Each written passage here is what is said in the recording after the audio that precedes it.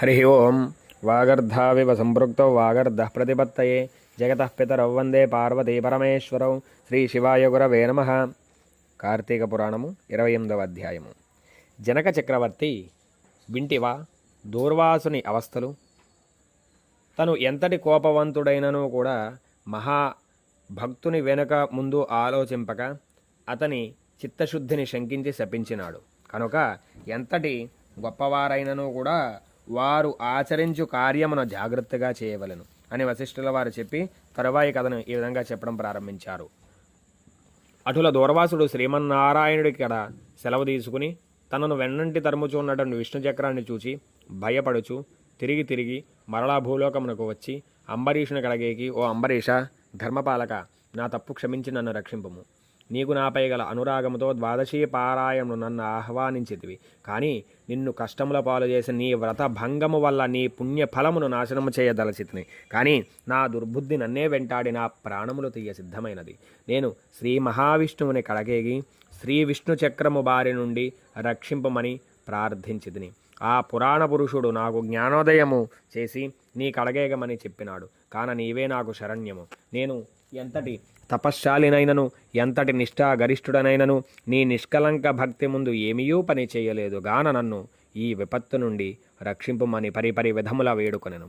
అంత అంబరీషుడు దూర్వాసుని ఓదార్చి మనసులో శ్రీమన్నారాయణ్ణి ప్రార్థించి, ఓ సుదర్శన చక్రమా, నీకిదే మనఃపూర్వక వందనములు.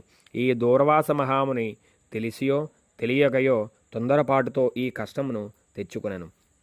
అయినను అతడు బ్రాహ్మణుడు, అతనిని చంపజాలదు. ఒకవేళ నీ కర్తవ్యం నీవు నిర్వహించదలచేవేదివి ముందుగా నన్ను చంపి తర్వాత ఈ దూర్వాసుని చంపము. నీవు శ్రీమన్నారాయణి ఆయుధవు, నేను శ్రీమన్నారాయణ్ణి భక్తుడను. నాకు శ్రీమన్నారాయణుడు ఇలవేల్పో దైవము.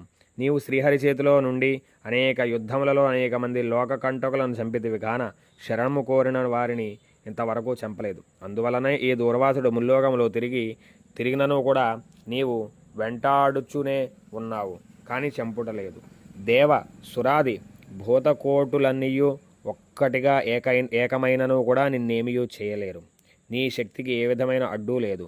ఈ విషయం లోకమందరికీ కూడా తెలుసు. అయినను ఈ ముని పుంగవునికి ఏ అపాయము కలుగకుండా రక్షింపుమని నిన్ను ప్రార్థించుచున్నాను. నీ యందు శ్రీమన్నారాయణు యొక్క శక్తి అంతా ఇమిడి ఉన్నది. కాన నిన్ను వేడుకొనుచున్నాను. నన్ను శరణవేడిన ఈ దూర్వాసుని రక్షింపమని అనేక విధముల స్తుతించుట వలన అతి రౌద్రాకారముతో నిప్పులగక్కుచున్నటువంటి విష్ణు చక్రాయుధము అంబరీషుని ప్రార్థనకు శాంతించి, ఓ భక్తాగ్రేష అంబరీష, నీ భక్తికి పరీక్షించుటగట్లు చేసితిని గాని వేరు కాదు. అత్యంత దుర్మార్గులు మహాపరాక్రమవంతులైనటువంటి మధుకైటబులను దేవతలందరూ కూడా ఏకమై చంపజాలని రాక్షస మూఖలను నేను దునుమాడుట నీ వెరుంగుదు కదా. లోకములో దుష్ట శిక్షణ శిష్టరక్షణకై శ్రీహరి నన్ను వినియోగించి ముల్లోకముల ముందు కూడా ధర్మమును స్థాపించుచుండెను. ఇది ఎల్లరకు తెలిసిన విషయమే. ముక్కోపయోగి ఈ దుర్వాసుడు నీపై పగపుని నీ వ్రతఫలమును నాశనము చేసి నానా ఇక్కట్లు పెట్టలేనని కన్నులెర్రలేసి పెదవి విరిచి పండ్లు కొరికి నీ మీద చూపినటువంటి రౌద్రమును నేను తిలకించి నిరపరాధివగు నిన్ను రక్షించి ఈ ముని గర్వము అణచాలని నేను తరుముచున్నాను. ఇతడు కూడా సామాన్యుడు కాదు. ఇతడు రుద్రాంశ సంభూతుడు, బ్రహ్మ తేజస్సు గలవాడు, మహాతపశ్శాలి. రుద్ర తేజము భూలోకవాసులందరూ కూడా చంపగలదు, కానీ శక్తిలో నాకంటే ఎక్కువైనది కాదు. సృష్టికర్తయగు బ్రహ్మ తేజస్సు కంటెను కైలాసపతి అయినటువంటి పరమేశ్వరుని తేజశక్తి కంటెను ఎక్కువైన శ్రీహరి తేజస్సుతో నిండి ఉన్న నాతో బ్రహ్మ తేజస్సు గల ఈ దూర్వాసుడు గాని క్షత్రియ తేజస్సు గల నీవు గాని నన్ను ఎదుర్కొనజాలరు. తనకన్నా ఎదుటివాడు బలవంతుడై ఉన్నప్పుడు అతనితో సంధి చేసుకొనుట ఉత్తమము. ఈ నీతిని ఆచరించు వారు ఎటువంటి విపత్తుల నుండి అయినను కూడా తప్పించుకోగలరు. ఇంతవరకు జరిగిందంతా విస్మరించి శరణార్థే వచ్చినటువంటి ఈ దూర్వాసుని గౌరవించి నీ ధర్మము నీవు నిర్వర్తించుమని చక్రాయుధము పలికిన. అంబరీషుడు ఆ మాటలు ఆలగించి, నేను దేవగో బ్రాహ్మణ యందులందును స్త్రీల యందును గౌరవము గలవాడను. నా రాజ్యంలో సర్వజనులు సుఖముగా ఉండవలనేటువంటి నా అభిలాష. కాన శరణ కోరిన ఈ దూర్వాసుని నన్ను కరుణించి రక్షింపుము. వేల కొలది అగ్నిదేవతలు, కోట్ల కొలది సూర్య మండలములు ఏకమైనను కూడా నీ శక్తికి నీ తేజస్సుకి సాటిరారు.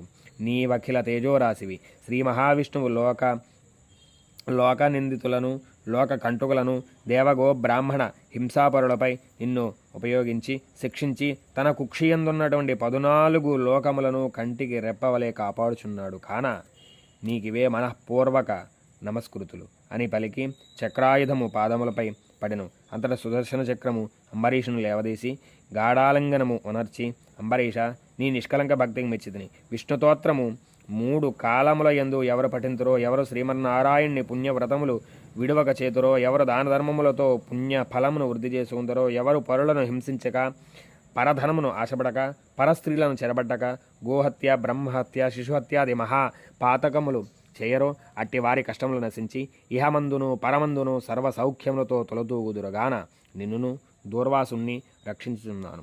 నీ 12 వ్రత ప్రభావము చాలా గొప్పది.